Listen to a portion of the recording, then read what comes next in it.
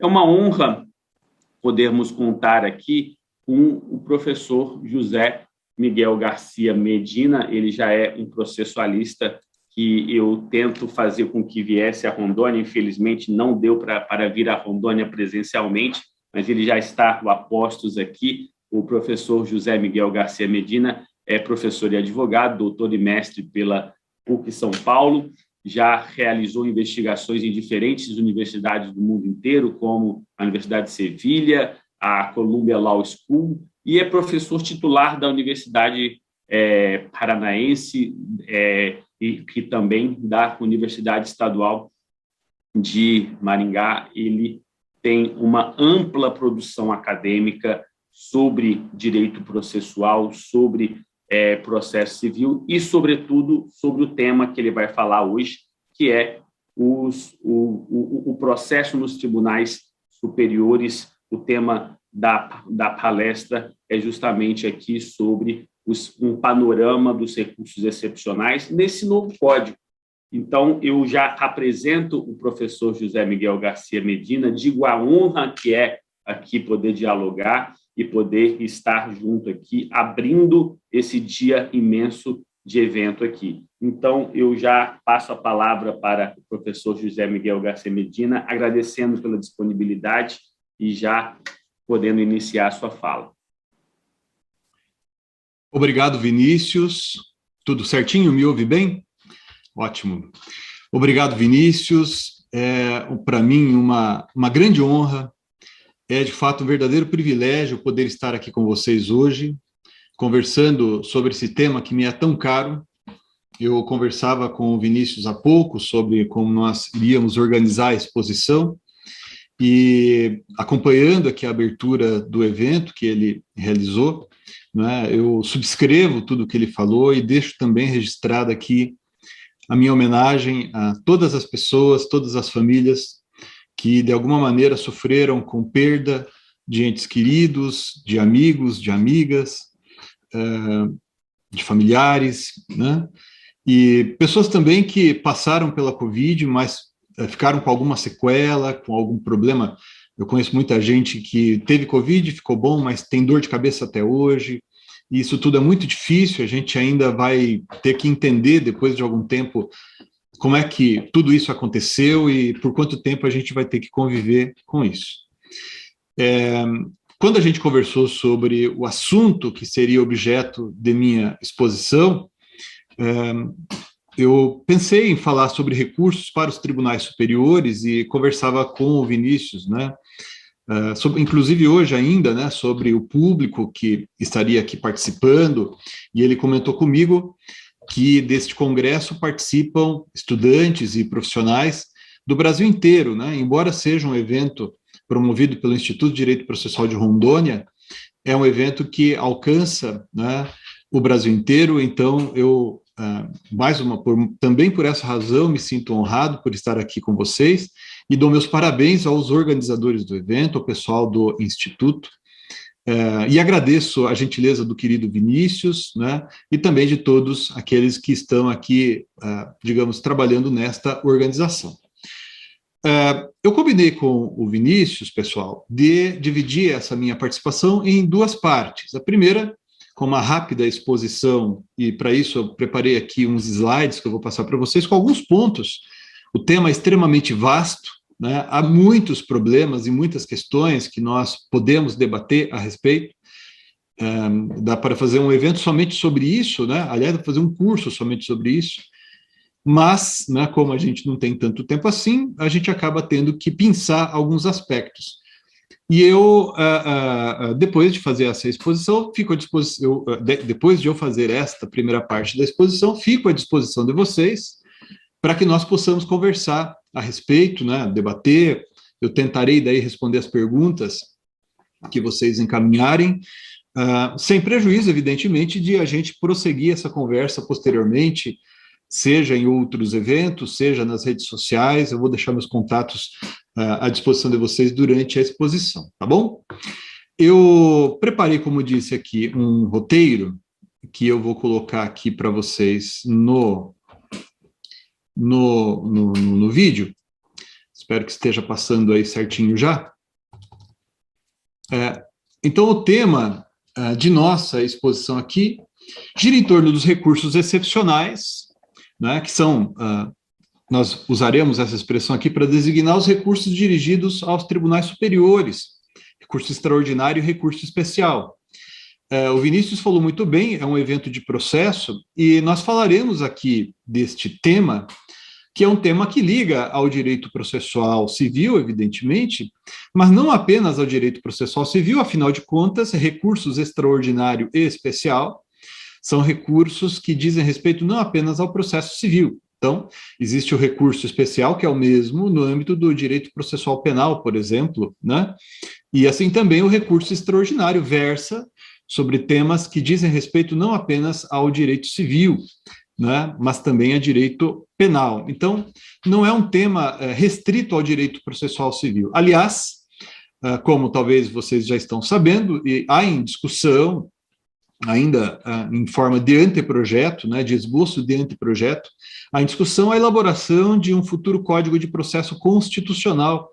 E eu tenho a impressão de que esse tema também se liga, ou talvez até se ligue, preponderantemente, né, com os problemas relacionados ao processo constitucional. De todo modo, né, nós tentaremos abarcar aqui, ou analisar alguns desses assuntos, alguns desses problemas, e enquanto eu pensava, eu elaborava, pessoal, esse roteiro, né, e pensava nos assuntos que nós vamos trabalhar aqui com vocês, eu fiquei pensando como é que os tribunais têm se comportado para tratar dos problemas que a eles têm chegado nesses tempos de crise.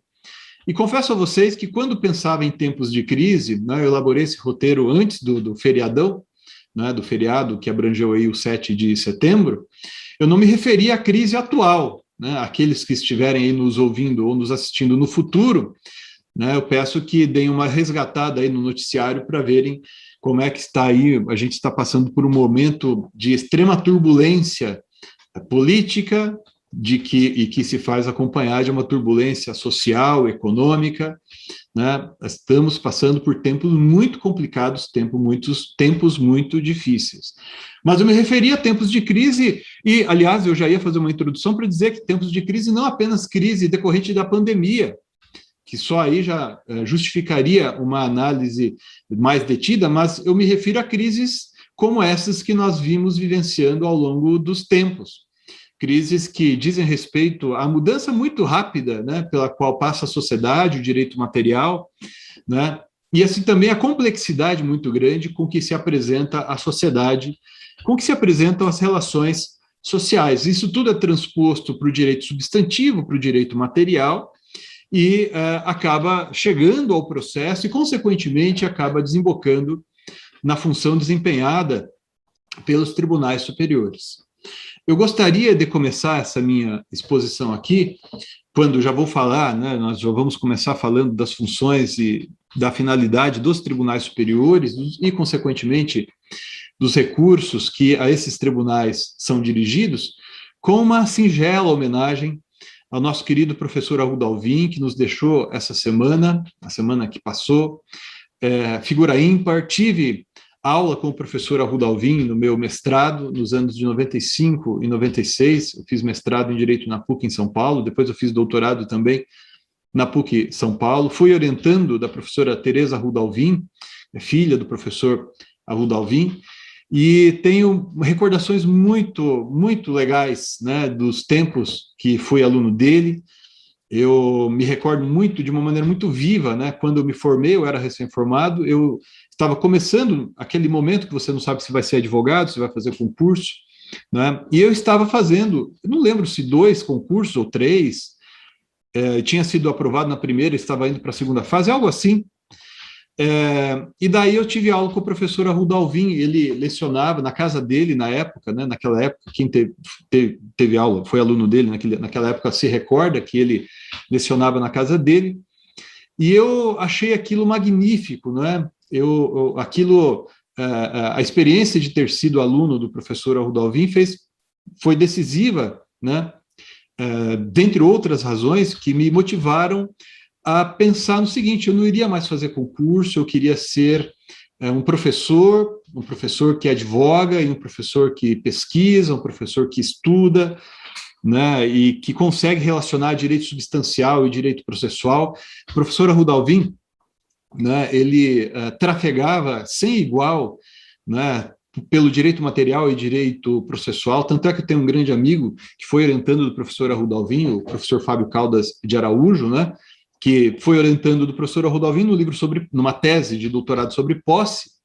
O professor Arruda Alvim escrevia sobre direito civil, né, sem igual também, assim como direito processual civil, e, consequentemente, também sobre a função dos tribunais superiores. Uma das obras clássicas que nós temos no direito brasileiro sobre tribunais superiores é de autoria do professor Arruda Alvim, anterior à Constituição de 88, quando ele escreveu sobre a arguição de relevância do antigo recurso extraordinário, né? A arguição de relevância da questão federal em relação ao recurso extraordinário antes da Constituição de 88, uma obra clássica. Eu participei, a convite dele, né, da atualização do Manual de Direito Processual Civil, 10ª edição do Manual do professor Arruda Alvim, há muitos anos já isso, né? E me recordo de ter conversado com ele sobre isso, se ele não gostaria de fazer uma atualização daquele livro. Ele disse, olha, talvez no futuro, mas hoje não, porque quando conversei com ele, né, já faz bastante tempo, ele dizia, olha, não sei se faz sentido falar sobre isso agora, mas quem sabe no futuro, e daquelas coisas que vão ficando. Então fica aí registrada a minha homenagem, o professor que foi muito importante na minha vida profissional, minha vida acadêmica, cujo exemplo, né, não só a mim, mas a todos que estudaram por ele, estudaram a doutrina dele e conviveram com ele. Eu convivi um pouco com ele, tem muita gente que conviveu muito mais com ele. Fica registrada aí a minha homenagem a esse professor, que além de grande jurista, é uma pessoa muito querida, né, que deixou saudade para todo mundo. E esse trecho que eu selecionei aqui do professor Arruda Alvim, que é um dos trechos que eu considero dos mais importantes, que eu cito num dos meus livros, o livro Pré-questionamento, Recurso Extraordinário e Recurso Especial, em que o professor Arruda Alvim, num texto que ele escreveu logo após a Constituição de 88, né, que foi publicado em 1990 na Revista de Processo, ele já chama atenção para aspectos que hoje vêm sendo destacados por alguns setores da doutrina, mas, né, eu quero chamar a atenção de vocês com né, expondo esse trechinho da doutrina do professor Arruda Alvim para revelar, primeiro, como ele já era, naquela época, um jurista de vanguarda, né, e como, às vezes, muito do que hoje é mostrado para a gente como se fosse uma novidade, não é exatamente uma novidade. A gente tem história, a gente tem experiência, né, a gente tem que ler o que já foi produzido, né. É muito perigoso quando a gente detecta alguém escrevendo sobre alguma matéria como se ele estivesse ali no ponto zero do estudo do tema, né? Não, eu vou escrever aqui, sei lá, um livro sobre sentença e eu vou tratar como se tudo estivesse sendo descoberto a partir de mim. Não é assim. A gente tem que olhar para a história, olhar para a experiência da nossa doutrina, inclusive ou especialmente a doutrina brasileira, né, que tem grandes nomes que às vezes são deixados de lado, né, em prol de outros autores que escreveram olhando para fora ou não pensando em problemas brasileiros, né? Então, o professor Arruda Alvim, nesse trecho, ele diz que os tribunais de cúpula, e quando me refiro a tribunais de cúpula aqui, eu estarei falando aqui dos recursos do Supremo Tribunal Federal e do Superior Tribunal de Justiça. Então, quando os tribunais de cúpula decidem, enquanto, aspas, né, cortes regulamentadoras de jurisprudência, espera-se que fixem princípios através de ensinamentos, né? E prossegue ele, a expectativa é sempre pela emergência de decisões paradigmáticas. Vejam que ele falava isso em 1990. Nos meus livros, eu cito autores que escreveram, como, dentre outros, o Pontes de Miranda, professor José Afonso da Silva, né, que já falavam disso também. E eu insisto nisso, pessoal. Antes de estudar doutrina, continue estudando doutrina estrangeira, claro que tem a sua importância, seu interesse, mas antes de focar nisso, tratar isso como primazia, vamos olhar para a experiência brasileira, vamos olhar para aquilo que a gente já tem de bom entre nós, né? E muito aquilo do que a gente vai falar agora já foi consolidado pela doutrina brasileira. Então, vejam, desse trecho do professor Arruda Alvim, o que é que a gente pode extrair, né? As funções dos tribunais superiores hoje, e me parece que isso talvez esteja tranquilo na doutrina majoritária, quando nós falamos das funções dos tribunais superiores, né, todos chamam atenção para aquilo que se convencionou chamar de função nomofilática dos tribunais superiores no julgamento dos recursos extraordinário especial, que consiste na definição do sentido da norma, né, da inteligência da norma, da proteção da norma, né, da definição daquilo que está expresso no sistema constitucional ou federal infraconstitucional. Então, a função nomofilática, e isso, inclusive, nós podemos extrair do texto da Constituição, é a função primordial dos tribunais superiores, né? Inclusive, de acordo com o texto constitucional, os tribunais superiores, eles julgam a causa, isso está escrito lá, mas depois de definir o sentido da norma, né? Então, a função nomofilática é a função preponderante. E dessa função nomofilática decorrem outras duas que têm sido tratadas autonomamente, mas são, na verdade, decorrentes da primeira, que são a função uniformizadora, que tem a ver com a ideia de eliminar divergência jurisprudencial, e a função paradigmática.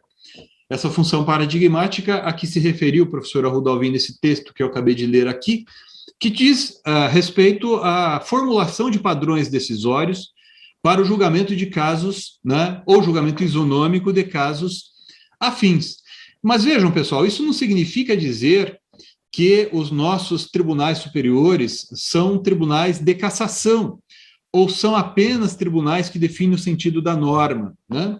Na verdade, a Constituição Federal, nos artigos 102, inciso 3º, e 105, inciso 3º, estabelece que compete a esses tribunais, julgando os recursos extraordinário especial, né? Uma vez verificando se houve violação à norma, eles vão julgar a causa, né? As causas decididas em única ou última instância, e assim por diante. Então, disso, né, a gente extrai aquilo que a doutrina chama de função diquelógica, que tem a ver com a ideia de aplicação da norma ao caso concreto, né? Percebam que essas funções, embora, de certo modo, acabem sendo, ainda que indiretamente, realizada por outros órgãos jurisdicionais, elas encontram nos tribunais superiores funções preponderantes, né, nomofilática, da qual decorrem uniformizadora e paradigmática, e a função diquelógica, que também é função dos tribunais superiores, daí de se dizer que os tribunais superiores no direito brasileiro não são meras cortes de cassação, mas são também cortes de revisão. No entanto, isso é importante, pessoal, a função diquelógica de aplicação da norma ao caso concreto é realizada num segundo momento do exame do mérito dos recursos extraordinário especial. Provavelmente não vai dar tempo de a gente aprofundar isso, né, mas é importante que isso seja dito também.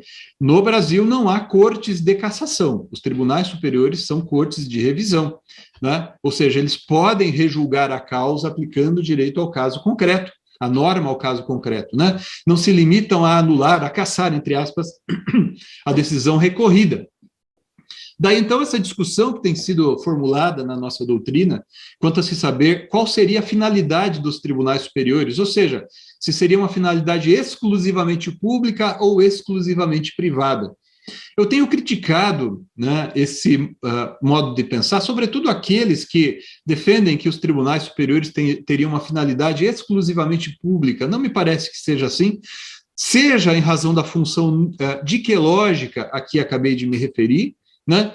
Seja porque também, para que os tribunais superiores julguem, né, as causas, né, esse vocábulo causa também é algo complexo, né, mas para que os tribunais superiores desempenhem essas funções a que nos referimos, eles dependem de um recurso que chegue a esses tribunais superiores. Então, por exemplo, eu advogo em alguns processos, né, em favor de amicus curiae, representando amicus curiae, né? Então, é inegável que na atuação do amicus curiae, embora ele seja, entre aspas, amigo da corte, né, há uma atuação tanto quanto possível imparcial, é natural que o amicus curiae está ali no processo para apresentar uma determinada perspectiva, um determinado recorte, um determinado ponto de vista, uma determinada experiência, com o propósito de com essas razões, isso ser considerado no julgamento do recurso. Então, há aí também uma manifestação privada. Então, não me parece correto dizer que os tribunais superiores desempenhariam função pública e os tribunais locais apenas função privada. Não é assim. Aliás, os tribunais regionais federais e tribunais dos estados, quando julgam incidente de assunção de competência, incidente de resolução de demandas repetitivas, esses tribunais, eles também desempenham uma finalidade pública, que tem a ver com a definição do sentido como a norma tem que ser considerada. Isso já me leva, pessoal, né, a aprofundar com vocês alguns pontos que têm a ver com a evolução do papel desempenhado por esses tribunais no julgamento desses recursos, né? Nessa decisão, eu coloco aqui na tela para vocês um trecho do voto do ministro Teori Albino Zavascki, né, em que se falava do desempenho dessa função pelos tribunais superiores, né, da função nomofilática, né, e daí então da força expansiva de seus precedentes, ultra partes, para usar aqui a linguagem empregada pelo ministro Teori Zavascki, e esse julgado é antigo. Quer dizer, para os tempos, né, como tudo muda muito rapidamente, a gente pode até dizer que é antigo. Ele foi proferido antes do Código de Processo Civil de 2015, né, antes dessa evolução pela qual vem passando, né, a atuação dos tribunais superiores, mas o próprio Supremo Tribunal Federal, né, ele já vinha, seja em razão da sua própria jurisprudência, seja em razão da emenda constitucional 45 de 2004, ele já vinha vendo transformar, né, talvez por sua própria atuação, o papel por ele desempenhado com o propósito de dar força maior aos seus precedentes. Isso vai nos levando gradativamente, pessoal, a uma aproximação entre os controles de constitucionalidade abstrato e concreto, né? Então, a ponto de a gente ver cada vez mais situações em que o Supremo Tribunal Federal, sobretudo, no julgamento de recursos extraordinários ou no julgamento de ações de índole subjetiva, de processos que têm parte autor e parte ré, ele profere decisões que acabam produzindo efeitos similares àqueles que são decorrentes de uma decisão, por exemplo, proferida no julgamento de uma ação direta de inconstitucionalidade. Essa evolução, a meu ver, a gente tem outros exemplos disso, mas, a meu ver, o melhor exemplo, porque ele está no texto do Código de Processo Civil, né, está aqui no artigo 525, parágrafo 12, no artigo 535 tem um parágrafo com conteúdo parecido, né, que estabelece a possibilidade de eu alegar a inconstitucionalidade da sentença, que é título executivo, né? Trate-se essa inconstitucionalidade, né, de afronta, seja ela decorrente de uma afronta a uma decisão proferida pelo Supremo, seja em controle concentrado, seja em controle difuso de constitucionalidade. Eu tenho criticado esse modo de pensar, seja na minha Constituição Federal comentada, seja em outros livros meus de direito processual civil. Chamo a atenção de vocês para vocês verificarem a origem dessa ideia, né, depois o julgamento do Supremo na ADIM 2418, mas o fato é, embora eu critique essa perspectiva, o fato é, a gente tem um texto legal. E se o Supremo não declarar, não disser que esse dispositivo é inconstitucional, o fato é que ele produz efeitos. Então, a gente não pode desconsiderar essa realidade. A objetivação ou dessubjetivação do recurso extraordinário. E isso tem muita repercussão, não apenas na atuação do Supremo Tribunal Federal em si mesmo considerado, mas naquilo que a gente pode dizer que é uma espécie de, digamos, relação entre o Supremo e o Superior Tribunal de Justiça, ou relação entre o julgamento do recurso extraordinário e do recurso especial, né? Por quê? Porque, vejam, isso tudo que eu comentei há pouco, pessoal, revela como o Supremo Tribunal Federal, já há muito tempo, já vem enxergando uma força expansiva de seus precedentes. Por isso, é fácil observar que o Supremo Tribunal Federal ele se acomodou com muita tranquilidade, pode-se dizer, ao Código de Processo Civil de 2015. Né? Eu coloco aqui na tela para vocês um julgado recente, né? Depois vocês podem dar um print aí na tela, anotar o número do processo, né? E para consultar a íntegra deste acórdão, ou depois podem mandar mensagem para mim também depois e eu forneço a íntegra, envio para vocês, né? É uma decisão recente do ministro Fux, monocrática do ministro Fux no Supremo Tribunal Federal, que foi mantida, né? Em que o Supremo Tribunal Federal está fazendo uma releitura do conceito de interesse recursal, porque está o Supremo, nesse caso aqui, a se manifestar no sentido de que a ideia de sucumbência, né, que informava o interesse recursal, no contexto do Código Revogado, antes dessa transformação do papel desempenhado pelo Supremo Tribunal Federal, esse conceito de interesse recursal tem que ser revisto.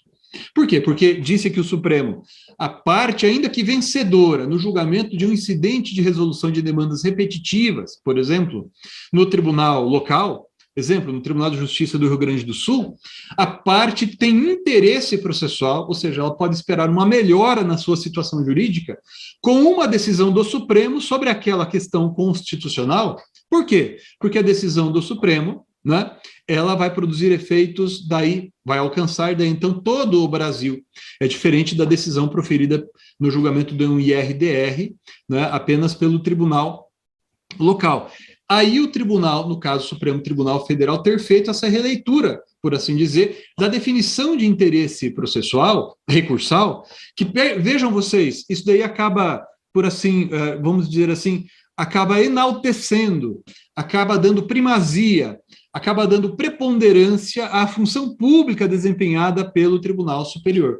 Note que sem se desligar da função privada, porque é o interesse privado do recorrente que fez com que a causa subisse ao Supremo Tribunal Federal, nesse caso aqui.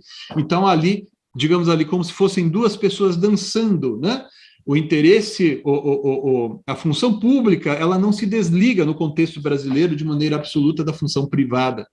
Quando a gente estava elaborando o anteprojeto do Código de Processo Civil, lá em 2009, a gente chegou a discutir uma figura que seria similar, grosso modo, com um reexame necessário, né? Então, em determinadas situações, a causa subiria para o Supremo, subiria para o STJ.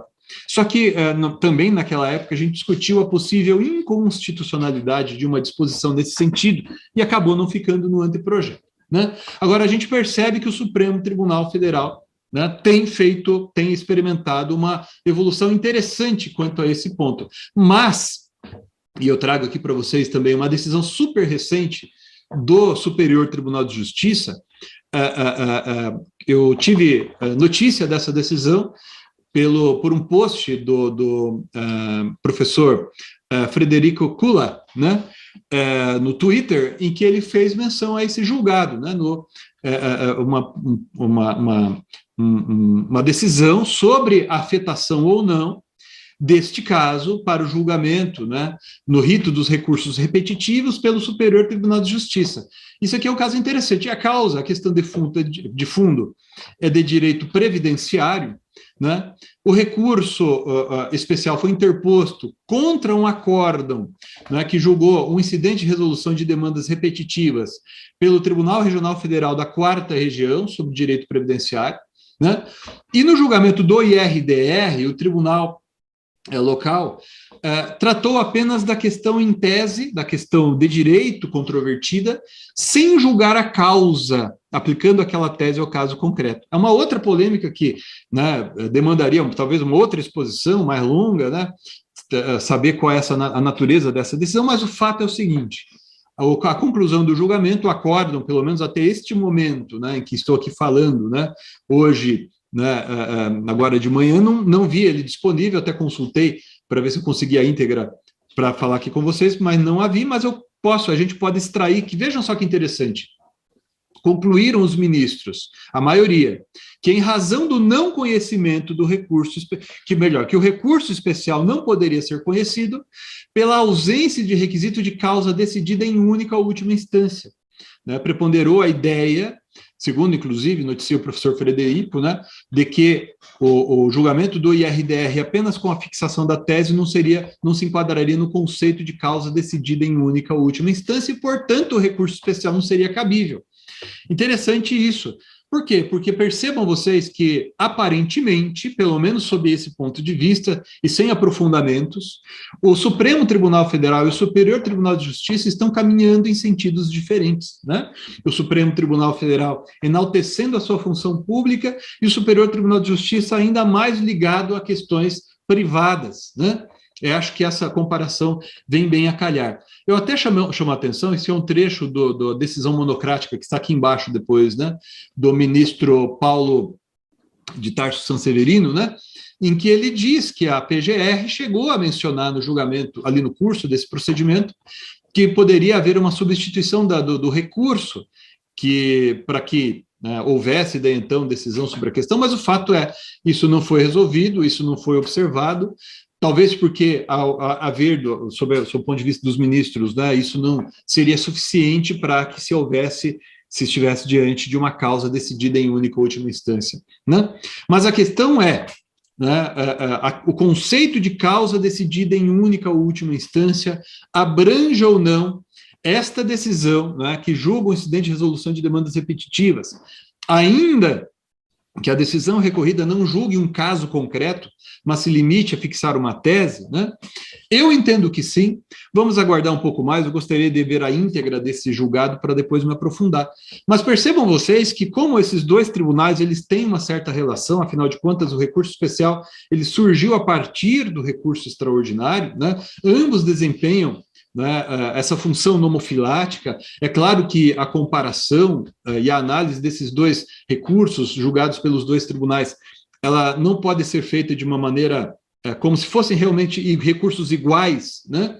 Porque, afinal de contas, o Supremo Tribunal Federal ele tem também a função de realizar o controle abstrato de constitucionalidade, mas me parece que essa aproximação e essa distinção é relevante para a gente perceber como os tribunais superiores estão enxergando essa sua evolução. Aliás, merece atenção, a meu ver, pessoal, sobre essa relação, né? A distinção entre questão constitucional e federal infraconstitucional. Me parece que é um problema que surgiu com a Constituição de 88, mas naquela época é compreensível que se pensasse assim, mas mais recentemente, mais modernamente, né, nos tempos em que vivemos, não faz mais sentido a gente ter dois tribunais de cúpula julgando questões distintas. O Supremo, a questão constitucional, e o Superior Tribunal de Justiça, a questão federal infraconstitucional. Afinal de contas, a norma jurídica, não raro, ela é extraída não apenas de um texto, mas de vários textos.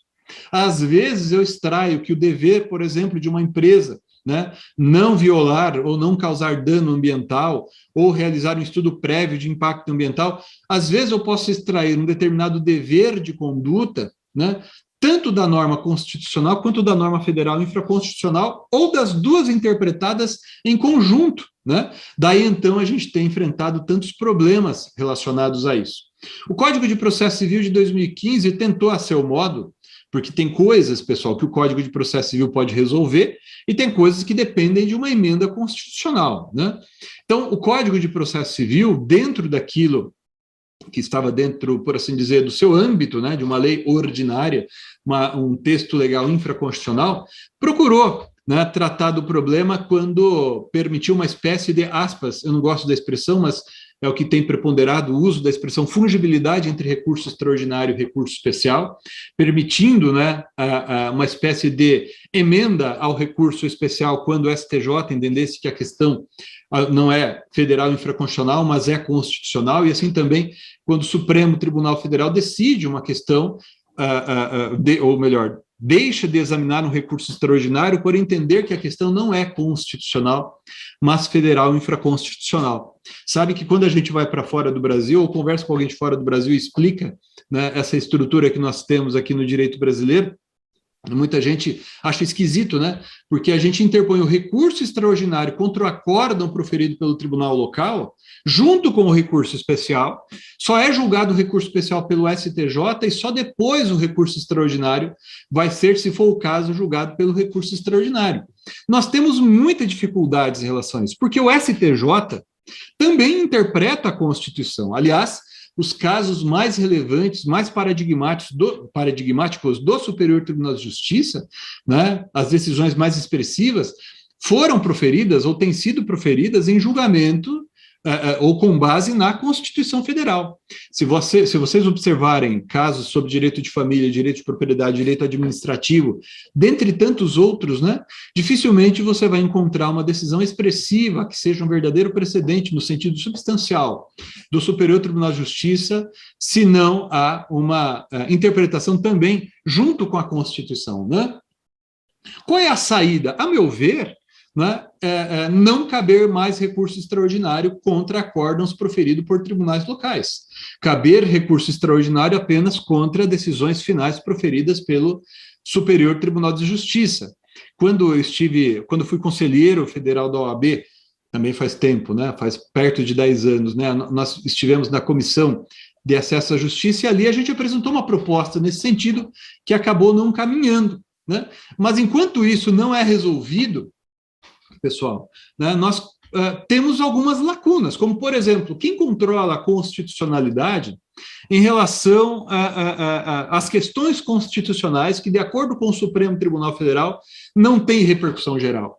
Porque nós temos isso, a nossa Constituição é amplíssima, né, e o Supremo Tribunal Federal só julga questões constitucionais em recurso extraordinário se presente a repercussão geral. Isso acaba fazendo com que determinados temas de direito material, e assim também processual, ainda que devam ser considerados à luz da Constituição, não são mais julgados pelo Supremo Tribunal Federal, o que acaba, consequentemente, fazendo com que o espaço de atuação do Superior Tribunal de Justiça acabe ficando maior, né? Mas, apesar disso, nós temos várias hipóteses de decisões que são contrárias à Constituição Federal e que podem transitar em julgado por não ser cabível recurso extraordinário, né? Por não haver repercussão geral. Então, às vezes, o mesmo assunto, a mesma lide, pode ter uma questão constitucional que não vai chegar ao Supremo Tribunal Federal em razão da ausência de repercussão geral, né? E vai chegar ao Superior Tribunal de Justiça porque, pelo menos no momento, não há, né, semelhante exigência, né? Mas a gente tem que se preocupar com isso porque em havendo e permanecendo esse estado de dubiedade, porque cada um dos estados, ou melhor, tribunais dos estados, né, o Tribunal de Rondônia interpreta de um modo, o Tribunal do Paraná interpreta de outro. Uma mesma questão constitucional, a gente vai acabar fazendo com que surjam várias normas a partir de um determinado texto, né? E isso, evidentemente, é indesejável. Sobretudo, nesses tempos modernos, tempos contemporâneos, vamos chamar assim, que estamos vivendo, em que, diante da tamanha complexidade da sociedade, do ambiente político, do ambiente social, do ambiente econômico, e da rapidez com que tudo acontece, a própria noção de inconstitucionalidade, ela vem se transformando, porque, veja, o direito constitucional não existe isolado em relação ao direito, em relação à sociedade. Ora, o direito serve ao ser humano, né? Então é natural que, havendo uma mudança no contexto social, econômico, no contexto político, consequentemente isso repercuta no direito material. Então eu trouxe aqui para vocês um exemplo dessa decisão proferida nessa ADPF 622, né, pelo Supremo Tribunal Federal. Talvez tenha sido a primeira, eu tenho a impressão de que foi a primeira proferida pelo Supremo em que se chamou a atenção para a possibilidade de haver uma forma de inconstitucionalidade que não se encaixa com precisão nas inconstitucionalidades triviais. Então, assim, quando a gente dá aula de constitucional, a gente fala assim, inconstitucionalidade formal, né? Uma lei estadual, quando não é de competência do Poder Legislativo Estadual dispor sobre esse assunto, ou não foi observado o processo legislativo, ou uma inconstitucionalidade material, porque essa lei ordinária viola, né, o texto da Constituição, né? Essas formas, por assim dizer, estáticas de inconstitucionalidade, embora elas também existam e continuem a existir, né, elas não digo que vêm perdendo espaço, mas mais recentemente vêm chamando a atenção outras formas de inconstitucionalidade. Então, um exemplo disso tem a ver com aquilo que mais recentemente se vem chamando de democracia iliberal. A democracia iliberal se manifesta quando atos do executivo ou do legislativo, por exemplo, né, embora eles não violem a Constituição de maneira clara, de maneira contundente, uma vez verificadas em seu conjunto, percebe-se que nós estamos diante de atos concertados com um único propósito e que, reunidos, acabam, eventualmente, sacrificando direitos fundamentais, né? Que se manifestam daí através do constitucionalismo abusivo, do legalismo autocrático e assim sucessivamente. E isso, pessoal, vem fazendo com que, no Supremo Tribunal Federal, as formas de controle de constitucionalidade, as técnicas de controle de constitucionalidade também venham mudando.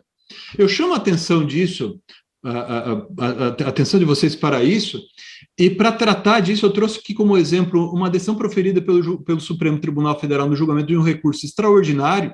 Aqui é um trecho do voto do ministro Gilmar Mendes, em que ele faz referência, né, à técnica de controle de inconstitucionalidade, de constitucionalidade, né, chamada pela doutrina de decisão manipulativa, que pode ser substitutiva ou aditiva. É interessante notar, não é o caso de a gente ficar aprofundando isso, né? Mas é interessante notar, pessoal, que essa técnica não é exatamente uma técnica nova. Aliás, boa parte dos ministros do Supremo Tribunal Federal evitam falar em decisão manipulativa, né? Então, a maior parte dos ministros, quando proferem decisão que se encaixam nesse contexto, eles dizem que estão fazendo, por exemplo, uma interpretação conforme a Constituição, né? Mas eu chamo a atenção disso para vocês, inclusive pelo fato disso ter sido proferido no julgamento de um recurso extraordinário, portanto, de um processo que teria uma índole preponderantemente subjetiva. Por quê? Porque, diferentemente do que acontece em outros países, sei lá, Alemanha, outros países europeus, nos Estados Unidos, né, de uma maneira diferente, aqui no Brasil, pessoal, todos os juízes, são mais de 20 mil no Brasil, salvo engano, né, mas se não é mais, é perto disso, todos os juízes no contexto brasileiro realizam controle de constitucionalidade. Então é diferente, sei lá, do que acontece na Alemanha, por exemplo, né, em que se a gente tiver que discutir a constitucionalidade de algo, para tudo vai para o equivalente ao nosso Supremo e depois que ele decidir a gente vai resolver os problemas aqui. Não, o contexto brasileiro é muito peculiar. E assim como o Supremo Tribunal Federal acaba proferindo decisões assim, né, realizando semelhante técnica de controle de constitucionalidade, igualmente outros juízes e tribunais acabam podendo fazê-lo, claro que guardadas as suas restrições, as suas limitações, né, decorrentes aí do seu âmbito de atuação. Eu procurei chamar a atenção de vocês, pessoal, nesses minutos, né, para alguns pontos, não de todos os pontos, mas para alguns pontos que me parece, né, merecem nosso exame, nossa atenção. E, mais uma vez, fico à disposição de vocês, seja para a gente conversar mais um pouco aqui mesmo, seja, né, vocês podem entrar em contato comigo para a gente prosseguir essa conversa em outros momentos. E agradeço mais uma vez a gentileza do Vinícius, né, em seu nome, Vinícius, né, agradeço ao Instituto a gentileza do convite. É uma honra para mim poder participar desse evento com vocês. Mais uma vez, obrigado. Fico às ordens. Brilhante contribuição e palestra, muito obrigado, professor.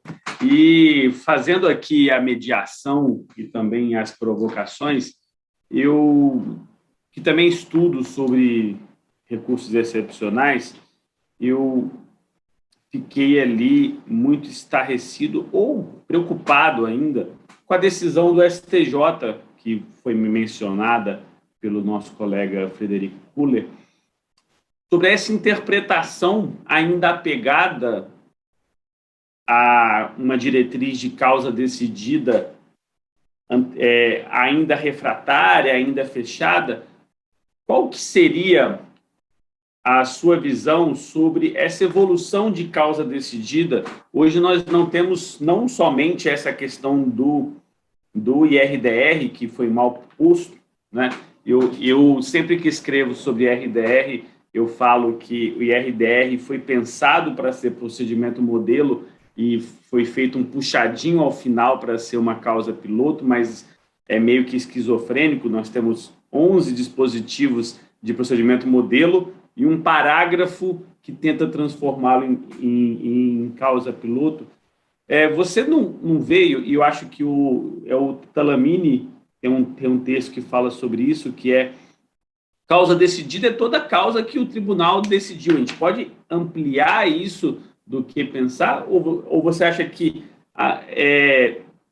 o CPC não pode, como o STJ tem a cabeça fechada aparentemente, reinterpretar a Constituição nesse ponto, ou a gente tem que ser sempre fechado? Essa questão é muito interessante, né, Vinícius? Muito bom. Você fez uma exposição muito interessante também. É um problema que nós temos, certo? Que nós temos que resolver. Eu não concordo, data vênia, pelo menos com a conclusão a que se chegou nesse julgado proferido pela STJ, mas, repito, eu teria que ler a íntegra do acórdão, porque pode haver alguma coisa ali, né, que me convença do contrário. Talvez alguma característica bem peculiar ali do que foi decidido pelo STJ. No entanto, o conceito de causa, né, que está no texto constitucional, na Constituição de 88, ele, ao longo do tempo, ele vem sendo interpretado de diversas maneiras. Então, por exemplo, já houve uma época, hoje não se discute mais, mas já houve uma época em que se procurou vincular o conceito de causa ao conceito de decisão sobre o pedido. Então, a causa não abrangeria, por exemplo, questões resolvidas através de decisões interlocutórias que não versem sobre outros assuntos, que não o próprio pedido, né?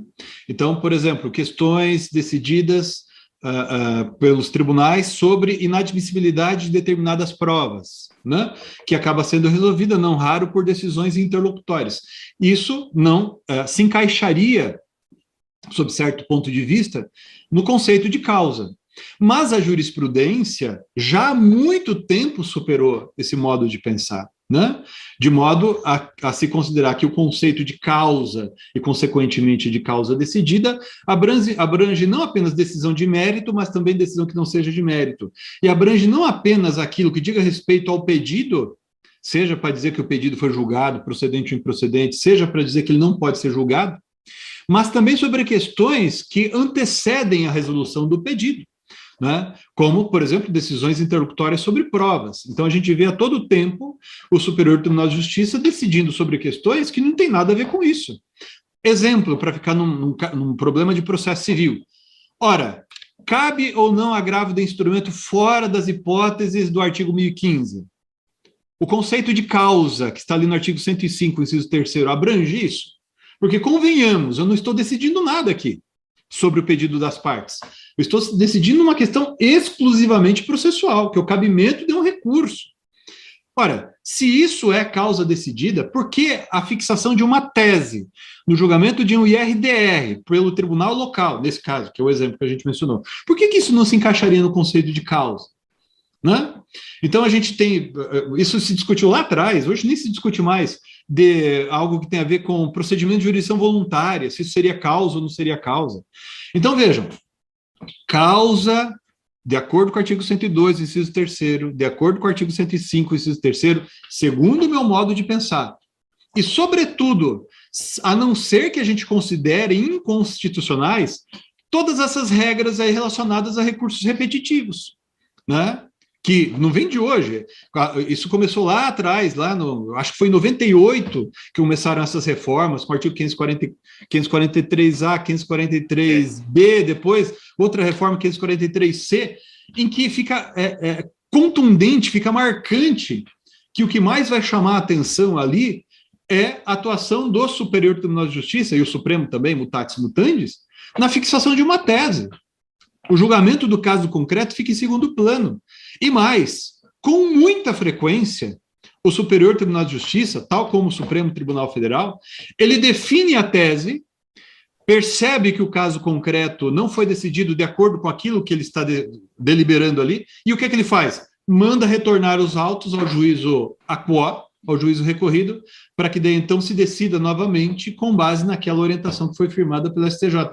Mesmo em situações, mesmo em processos em que não está em jogo a técnica dos repetitivos e assim por diante. Então, me parece que o conceito de causa decidida, que está na Constituição, abrange a decisão proferida no IAC, abrange a decisão proferida no IRDR, ainda que naquele caso o tribunal local não tenha decidido um caso concreto, certo? Não, ainda que isso não tenha acontecido. data vênia daqueles que pensam de uma maneira diferente. Muita gente boa na doutrina pensa que o STJ acertou também, né? O assunto é interessante pra caramba.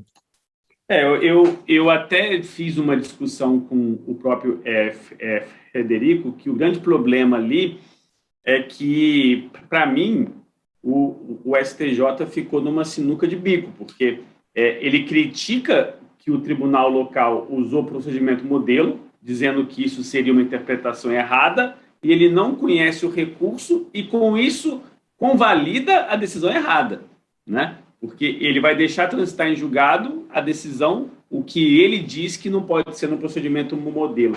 Eu vejo que a visão do STJ e é muito mais fechado do que o STF. Eu acho que o STF tem uma mente aberta, interpretativa, e o STJ uma mente técnica e específica, e que o STJ ele tenta atrelar causa a caso concreto, por mais que seja interlocutório, por mais que seja, se for um caso concreto. Eu vejo que isso pode não ser a melhor saída em relação a esse ponto. Então, eu acho que a gente tem que fazer algumas evoluções em relação a isso. E, já pelo adiantar da hora aqui, eu agradeço a sua participação para a gente poder passar para as outras mesas, mas eu queria que você passasse uma consideração final, uma fala final sobre o tema, sobre tudo isso que a gente pode encerrar e tudo mais. Então, eu passo a palavra já agradecendo e fazendo uma menção pelo tempo, pela disposição e já os elogios pela brilhante exposição. Obrigado, Vinícius. Eu estou vendo, inclusive, a gente está aqui na sala, né? Na sala virtual, eu estou vendo algumas pessoas entrando aqui na sala, né? Como, por exemplo, o Irapuan Santana, né? Laura, Marcos Paulo, tanta gente boa. Eu vou tentar assistir aqui a palestra, depois você me manda o link para eu assistir a palestra deles.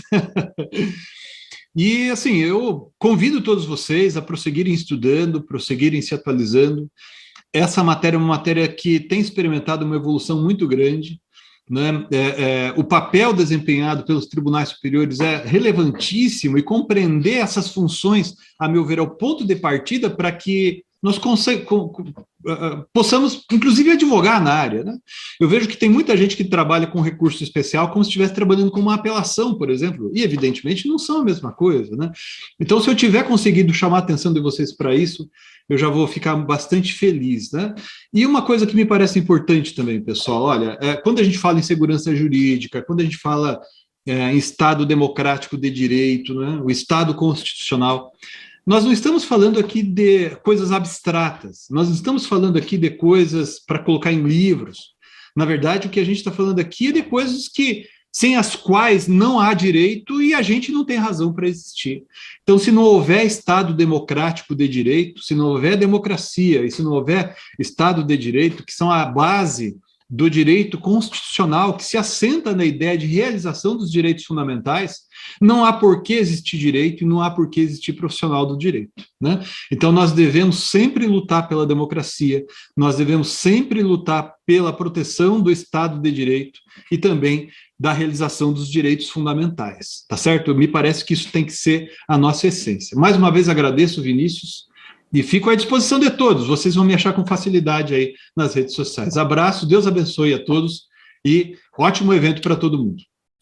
Muito obrigado, professor Medina, uma grande referência para mim, que escrevo sobre recursos. É uma honra ter esse tempo com você aqui em Rondônia, mas ainda aqui virtualmente, e abrilhantou e iniciou esse evento. Só para eu poder fazer uma referência a tudo que a gente vai ter hoje, a todos os pontos que a gente vai ter hoje, e agora, encerrando essa primeira palestra, a gente começa em mesas. Essa mesa de agora vai ser, já passando para o próximo ponto, já passando para os próximos palestrantes e nos despedindo do professor Medina com todo o agradecimento, lembrando que agora nós temos 2 mesas pela manhã, 3 mesas pela tarde e 2 mesas pela noite. Então, o evento começou com o pé direito e já agradeço ao professor José Miguel Garcia Medina. Tenha um ótimo dia aqui e vamos prosseguir já mandando um obrigado. Até mais, professor. Obrigado. Tchau, tchau. Tchau, tchau.